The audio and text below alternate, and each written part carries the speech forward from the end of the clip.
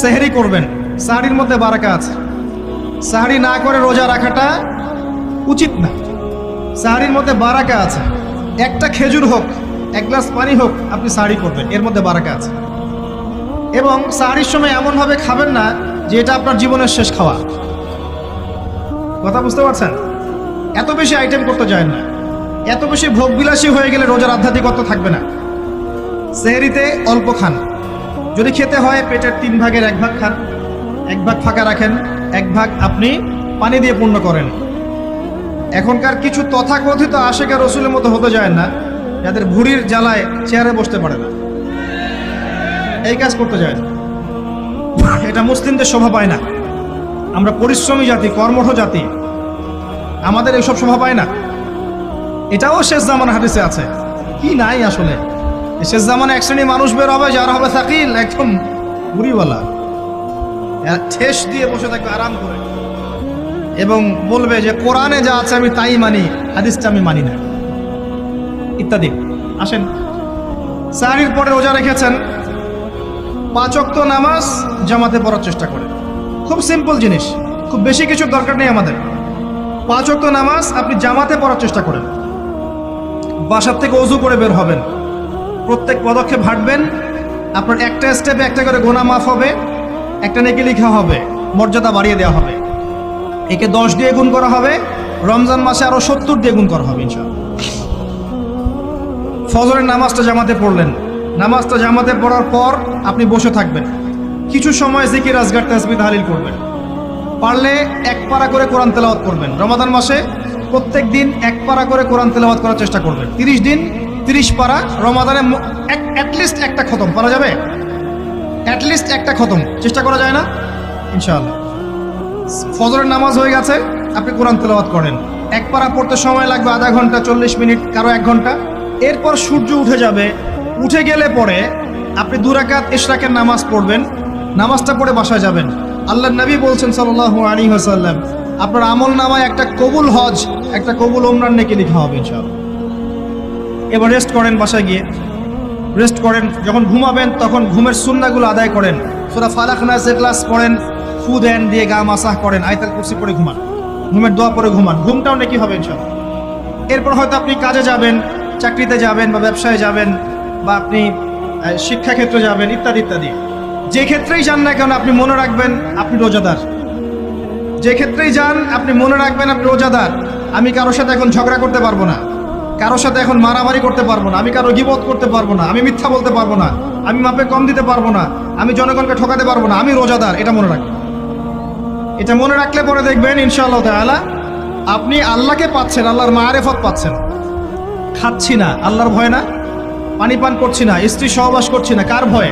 আল্লাহর ভয় না। এত কঠিন কাজ করার পরেও রোজার নেকি পাওয়া যাবে না যদি রোজা রাখা অবস্থায় আমি মিথ্যা বলি, মাপে কম দেই, গীবত করি, সুদ খাই, জেনা করি, ইত্যাদি। নবী সাল্লাল্লাহু আলাইহি ওয়াসাল্লাম বলেছেন, সেই ব্যক্তির পানাহার ছেড়ে দেয় আল্লাহর কিচ্ছু যায় আসে না, যে ব্যক্তি রোজা রেখে অশ্লীল কাজ করেছে। মা বোনদেরকেও বলবো, রোজা রেখে যদি বেপরদায় চলেন রোজার কোনো দাম নাই। রোজা রেখেও যদি এমন কাপড় পরে চলেন যেই কাপড় পরা না পরে একই কথা। ঢাকা শহরের ফ্যামিনিস্ট মেয়েদের মতো জিন্স আর গেঞ্জি পরে ঘোরেন, রোজা রাখা না রাখা পরে একই কথা। এটা রোজা হয়নি, উপবাস হয়েছে, উপবাস। ইকোনমিক সেকশনে আমরা যারা আছি, আমরা যদি রোজা রেখেও সুদ খাই, আমার রোজা রাখা না রাখা আল্লাহর কিচ্ছু যায় আসে না।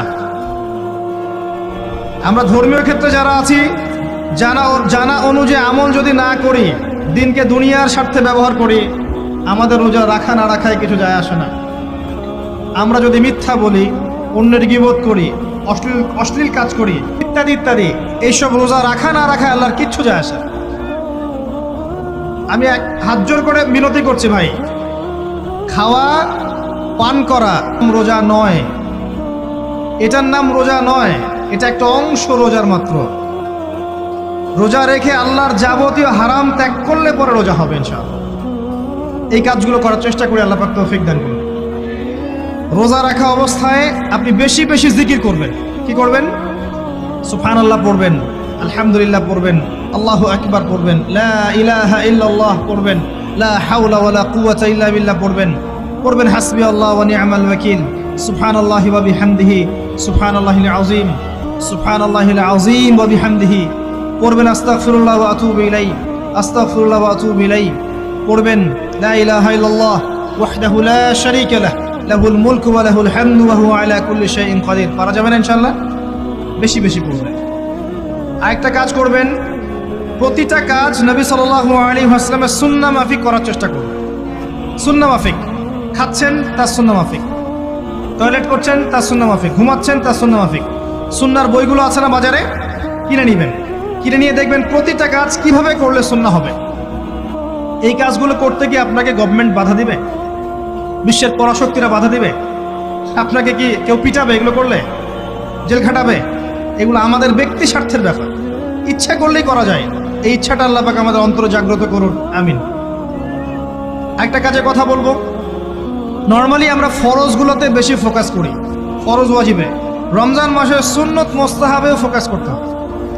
রমাদানে একটা নফল আপনাকে ফরজের নেকি দিয়ে দিবে ইনশাল্লাহ।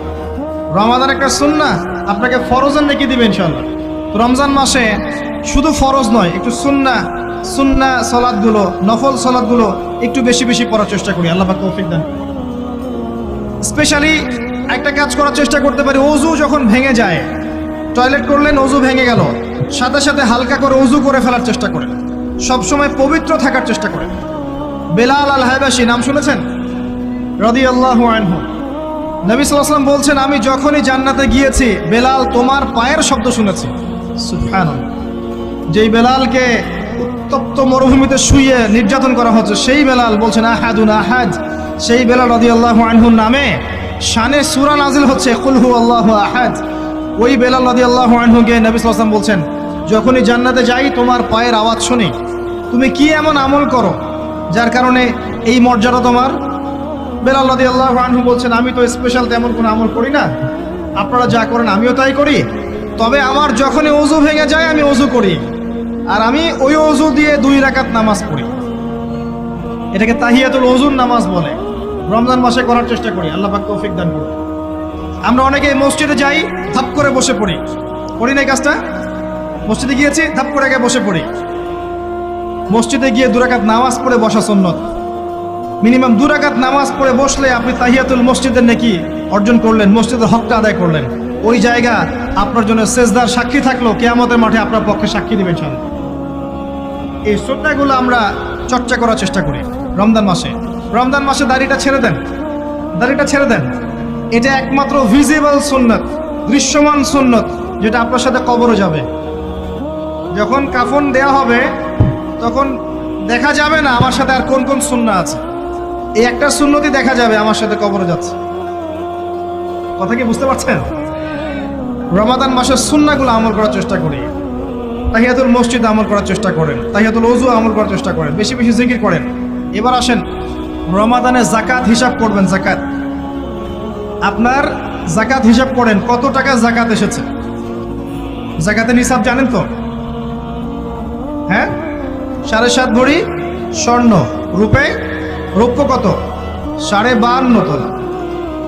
আপনার এই চাষাবাদের ওসর আসে, ব্যবসায়িক পণ্য থাকলে, সঞ্চিত সম্পদ থাকলে সব কিছু হিসাব করে মুফতি সাহেব আছেন, কওমি মাদ্রাসার আলেমদের কাছে যাবেন, যাকাতের ক্যালকুলেশন করে নেবেন যে আমার এত টাকা যাকাত এসেছে। এভাবে যাকাতটা রমজান মাসে দিয়ে দেওয়ার চেষ্টা করেন। এরপরে যাকাতের একটা সুবিধা আছে, এটা আমরা বুঝাতে পারি না। যাকাত ইসলামিক ইকোনমিক্সের বেইস। যাকাত ধনীর সম্পদে গরিবের হক। যে গরিবের কাছে টাকা পয়সা নাই, আপনার টাকা ওর হাতে চলে যাবে, ও খেয়ে পরে বাঁচতে পারবে, এটাই যাকাত। বুঝতে পারছি? যাকাতটা না দেন ও আস্তে আস্তে আস্তে আস্তে আরো দরিদ্র হতে থাকবে। এর উপর আবার সুদ আছে, আবার পেপার মানিও আছে। যাকাতগুলো দিয়ে দেন, আল্লাহর ওয়াস্তে যাকাত দিয়ে। অনেক মুসলিম আছে আমরা নামাজ পড়ে যাকাত দেই না।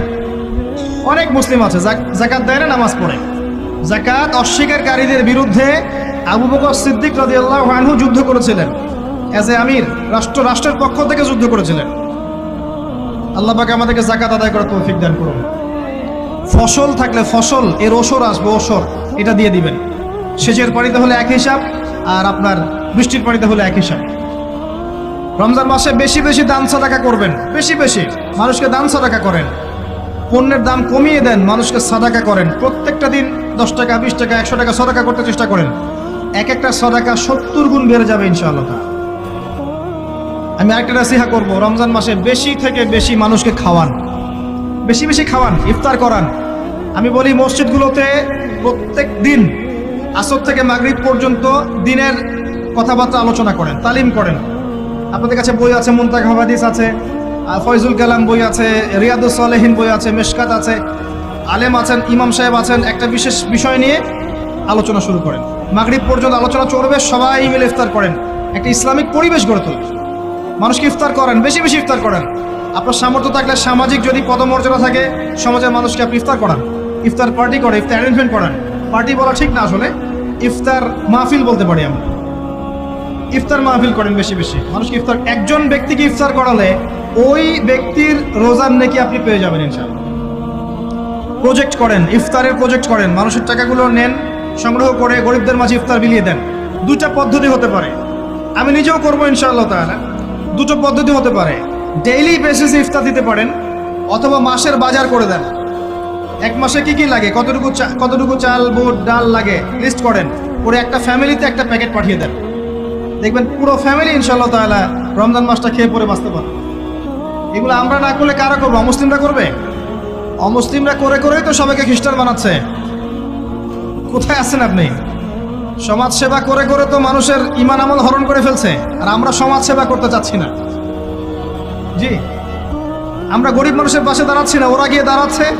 দেখবেন মানুষ বলছে হ্যাঁ এই ধর্মটা ভালোই, আমি খ্রিস্টান হয়ে যাই। কত মানুষ যে খ্রিস্টান হয়ে যাচ্ছে আপনি জানেন?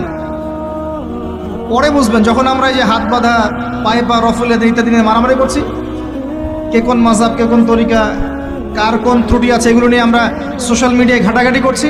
এই সময়গুলোর মধ্যে এগুলো অনেক এগিয়ে গেছে। এরা আরও এসব এই খোরমা জিলাপি নিয়ে মারামারি করতে থাক, দেখবেন আস্তে আস্তে আস্তে আস্তে কোন দিকে চলে যায় পরিস্থিতি। গলার মধ্যে দড়ি দিয়ে ফাঁস লাগানো হয়ে গেছে, খালি টানা বাকি আছে। আরে এখন ঝগড়া করে বেড়াচ্ছে কোন আলেমের কোন সমস্যা। লাহুম কুলুবুন লা ইয়াফকাহুনা বিহা, আল্লাহ পাক বলেছেন সূরা আরাফ 179। রমজান মাসে বেশি বেশি ইফতার করান, বেশি বেশি দান সাদাকা করেন। আর একটা কাজ বলে আমি শেষ করছি, রমজান মাসে পরিবারকে সময় দেন, পরিবারকে সময় দেন। পরিবারের হক আছে আমাদের উপরে, স্ত্রীকে সময় দেন, স্বামীকে সময় দেন, একসাথে ইফতার বানান। একটা পরিবেশ, একটা আনন্দ, একটা উৎসবের আমেজ যেন বিরাজ করে। ছোট ছোট বাচ্চাদেরকে রোজা রাখতে উৎসাহিত করেন, সবাই একসাথে বসে একটা বড় প্লেটে ইফতার করেন। বাচ্চারা যখন বড় হবে তখন বলবে ছোটবেলায় আমরা বাবা মার সাথে এভাবে ইফতার করেছি, সংস্কৃতি লালন করেছি। পারিবারিক হৃদ্যতায় চলে আসেন, প্রতিবেশীকে ইফতার পাঠান, প্রতিবেশীকে ইফতার হাদিয়ে দেন, মসজিদে একসাথে ইফতার করেন। তারপর রাতের বেলা তাহাজ্জুদে দাঁড়ান, তারাবিতে দাঁড়ান, তারাবির নামাজে ধীর স্থিরভাবে কেরাত করেন। ইমাম যাকে নিযুক্ত করবেন তাকে সুললিত কণ্ঠে কোরআন তেলাওয়াত করতে বলবেন, ধীর স্থিরভাবে, তাকে প্রেশার দিবেন না। তার দায়িত্ব নিয়ে নেন, ইমাম হাফেজদের পুরো মাসের দায়িত্ব নেন, তার পরিবারের দায়িত্ব নেন। একটা সম্মানজনক হাদিয়ার ব্যবস্থা করে দিবেন, যাতে করে তারা নিশ্চিন্তে থাকে পুরো মাস, তাকে অন্যদিকে ফোকাস করতে না হয়। অন্য অন্য কান্ট্রিতে যখন কোনো সায়েন্টিস্ট থাকে, তার পরিবারের দায়িত্ব পুরো রাষ্ট্র নিয়ে নেয়, সে ঠান্ডা মাথায় গেলে গবেষণা করবে। একই প্রসেস, আপনি আলেম ওলামা ইমাম হাফেজদের দায়িত্ব নিয়ে নেন, তার পরিবারের দায়িত্ব নিয়ে নেন। বা হুজুর আপনি আপনার কাজ করেন, আমরা আপনার পরিবার দেখছি। তাকে আপনি কোরআন তেলাওয়াত করতে দেন, কোরআন হিফজ করবে, মানুষকে কোরআন শেখাবে, তারাবির নামাজ পড়বে, ইমামতি করবে, মানুষকে দার্স দিবে, খুতবা দিবে। আসেন যে মেজর পয়েন্টটা বাকি আছে সেটা বলি। তার আগে এটাও বলি যে ইফতার করার সময় বেশি খাবেন না। যদি আপনি বেশি খান তাহলে আপনি তারাবির নামাজে দাঁড়াতে পারবেন। আর একটা মেজর কথা, এটা লাস্ট পয়েন্ট, সেটা হচ্ছে এই মাসে কি নাজিল হয়েছে ভাই, কোন কারণে এই মাসটা সম্মানিত। এই মাসে আল্লাহর কিতাবকে সময় দিতে হবে, এই কিতাবকে সময় দিতে হবে। আল্লাহ রাব্বুল আলামিন বলেছেন এই কিতাবের মধ্যে সবকিছুর সমাধান আছে। আল্লাহ পাক বলেছেন এই কিতাবে কোনো সন্দেহ নাই। আল্লাহ পাক বলেছেন এই কিতাব আমাদের জন্য সুসংবাদ এবং শেফা, আরোগ্য, রহমা। এখন একটু বসেন, একটু সময় নেন। এই কিতাব প্রথমত আপনাকে তিলাওয়াত করা শিখতে হবে। রমজান মাস আসার আগেই আপনি তিলাওয়াত করা শিখে ফেলেন। যদি না জানেন, রমজান মাসে পুরো 1 মাস তাজবিদ শিখবেন স্থানীয় ইমামের কাছে। পারবেন না?